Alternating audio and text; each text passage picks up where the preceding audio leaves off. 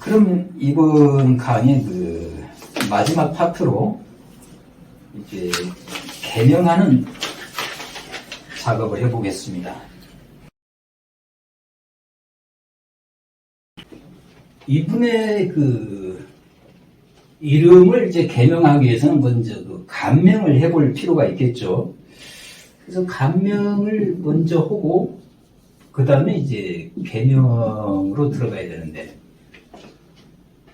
간명은 이제 장명법을 이렇게 떠올려서 하나하나 이제 체크하면 되는 겁니다. 이게 뭐 특별히 다른 법칙이 있는 것이 아니고요.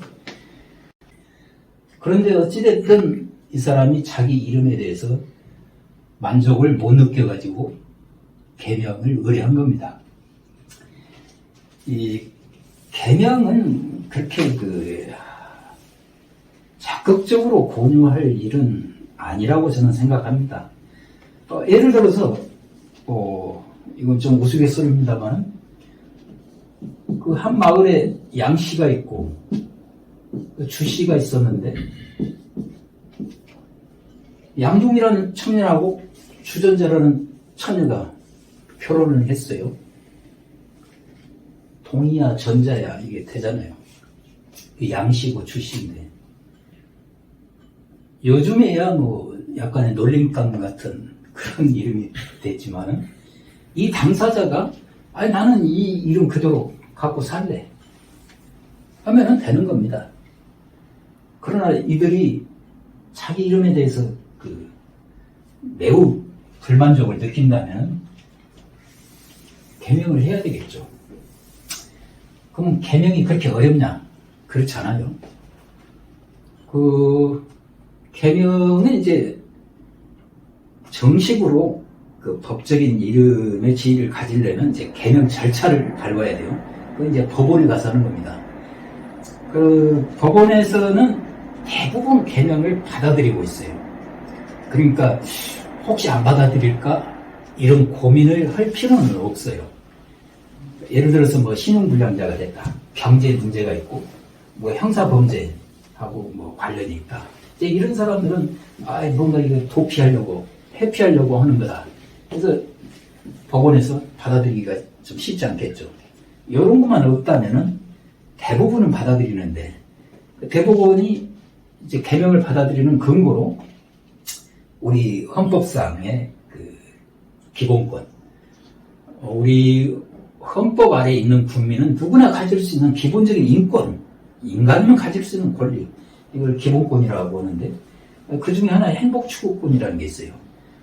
누구나 행복을 추구할 권리를 갖는다.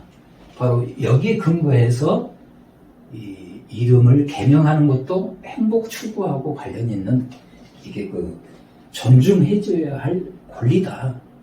그렇게 해서 판사가 이제 법원이 개명을 이제 받아들이는 겁니다.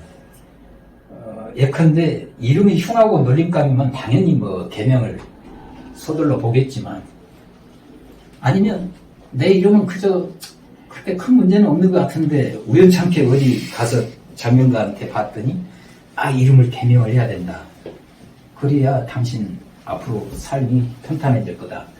그래서 할 수 없이 나는 그 말을 듣고서 개명을 하고 싶다.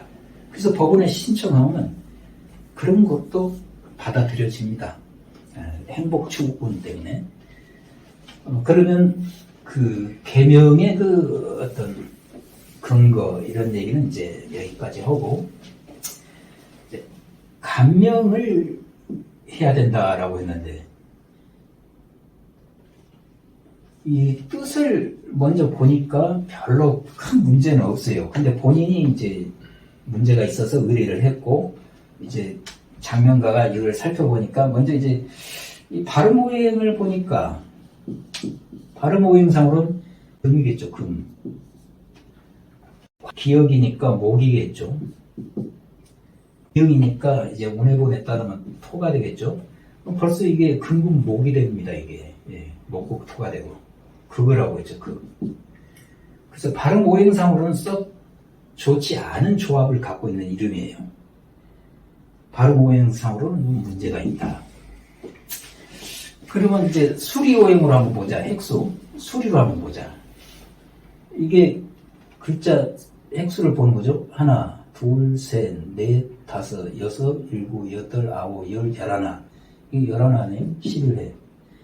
그 다음에 요거는 이제 원획으로 하면 이제 구수록으로 해서 하나, 둘, 셋, 넷, 다섯 획이 됩니다. 다섯, 여섯, 일곱, 여덟, 아홉, 열, 열하나.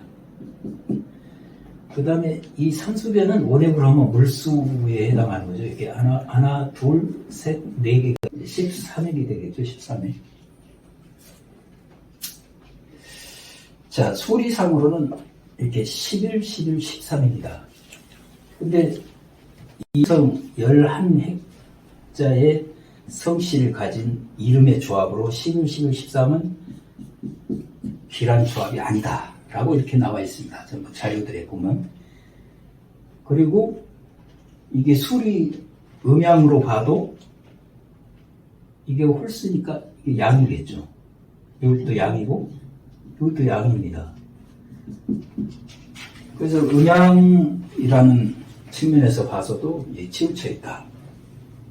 그래서 음양이나 어떤 수리나 발음이나 이런 문제를 가지고 점검을 해보니 좀 장명법에는 잘 안 맞는 이름이다. 그렇게 해서 이제 개명할 필요성을 이제 갖게 됐다라고 보면 되겠습니다. 근데 이 사람의 이제 그 사주가 1995년생이다. 1995년 7월 6일생. 그 다음에 저녁 7시다. 요때 태어난 사람. 이 사람을 이제 사주를 만시력을 보고 구성을 해보니까 뭐 이런 식으로 나와 있는 거죠. 을해다. 을해다. 그 다음에 이모다. 그리고 무술이다. 무술. 그 다음에 신유시다. 신유다. 이런 이제 사주 구성을 갖고 있는데 여기 보니까 이제 목화토금속은 이제 좀 어느 정도 적절히 있는 것 같아요. 목화토금수다. 목이 하나가 있고 목이 하나가 있죠. 화도 하나가 있고 여기 오. 그 다음에 토가 두 개가 있죠. 요거 토가 두 개. 금도 여기 두 개가 있습니다. 수도 하나, 두 개가 있죠. 이렇게. 없는 오행은 없어요. 그렇다고 아주 편차가 있는 것도 아니고. 그러면 그 신강신약 사주를 어떻게 볼 거냐에서 이제 인비가 많으면 식재관보다 많으면 강하고 인비가 적고 식재관이 많다. 그러면 이제 좀 신약하다 이렇게 보는데 여기 이 사주는 좀 식재관이 좀 많습니다. 이게.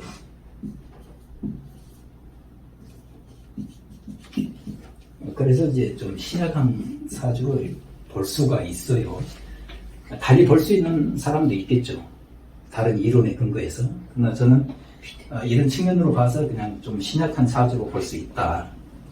그렇게 해서 이제 이 사주의 주인공 무를 좀 도와주자. 그래서 화생토로 역시 화가 필요한 걸로 결론을 내리고 이제 개명을 해보겠습니다.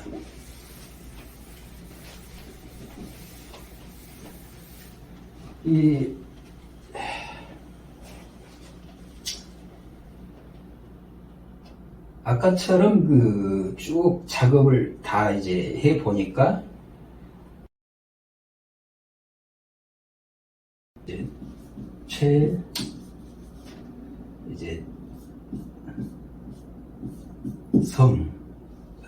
최성 이제 빈으로 해봤습니다. 최성 빈이다.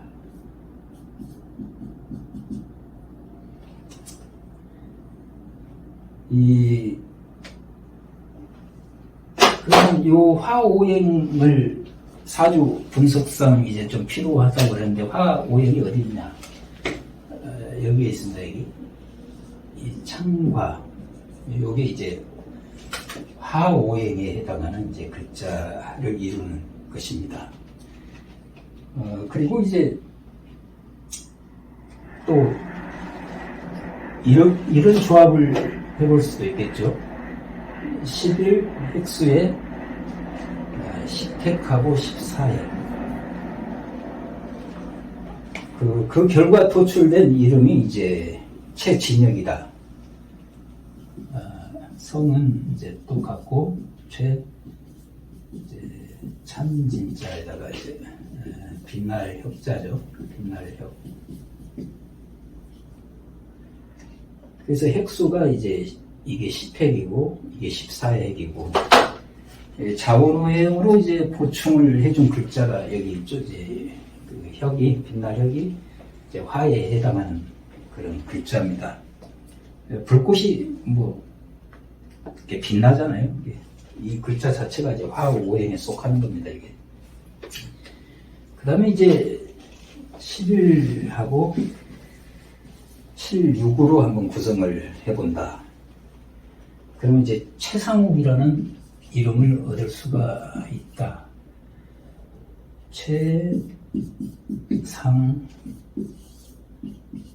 최상욱이다. 이게 이제 그 상자고, 이게 뭐 빛나루 그런 건데, 상은 여러 가지가 있죠. 뭐 평상도 있고, 밥상도 있고, 책상도 있습니다. 그럼 이제 밥상이나 책상이 이렇게 빛나고 화려해지면은 뭐 공부도 좀 잘할 수 있고, 뭐 먹는 것도 풍요롭고, 뭐 뜻은 그렇게 또 새길 여지가 있습니다. 그리고 이제 이 이름에서 이제 화오행은 어디다 보충을 했나? 여기에 이제 화오행이 들어가 있죠, 이게. 예. 날일자, 해니까, 이게. 해. 그래서 이게 화오행이 다 이렇게 보충한. 첫 번째는 이제 이름의 첫 자에다가, 두 번째, 세 번째는 이름의 끝자에다가 이제 화오행을 보충해 볼 수도 있다. 이런 것들은 이제 다양하게 이제 서로 구성을 하면 됩니다. 수비 획수도 그렇고. 일반적으로 그 장명, 그 신생아 장명이나 또 기존의 이름을 갖고 있는 사람이 이렇게 개명을 한다 했을 때는 주로 이제 세 개를 고려해 봅니다. 그러면 그 의뢰자가 저 이걸로 할게요. 이렇게 연락이 오면 이 이름에 맞는 이제 장명장을 이렇게 만들어서 이제 보내드리죠.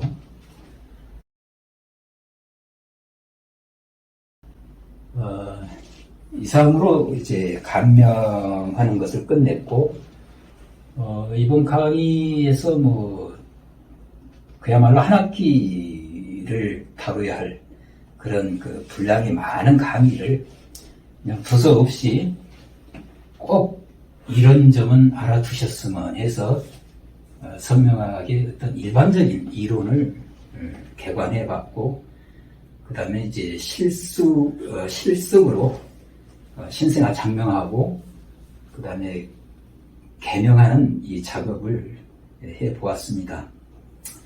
앞으로 기회가 주어진다면 그 영어 장명에 대해서도 한번 이런 시간이 주어지면 좋겠다 하는 생각 가지면서 이번 강의는 여기서 마치도록 하겠습니다.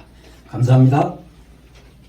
네, 긴 시간 동안 저희 성명학에 대한 전체적인 이론과 그리고 오늘 촬영 날짜에 남자, 여자 아이의 장명하기, 그리고 또 우리 독자분이 보내주신 이름을 개명까지 긴 시간 동안 강의해 주신 우리 권영수 박사님께 감사드립니다. 감사합니다. 요즘 개명하시는 분이 많은데요. 성명학이 무엇인가에 대한 강의를 체계적으로 해주시고 신생아 장명 그리고 개명까지 직접 해주신 권영수 교수님께 감사드립니다. 우리 채널 독자분들 중에 궁금한 것을 댓글에 있는 이메일로 보내주시면 익명으로 성심성의껏 도움을 드리겠습니다.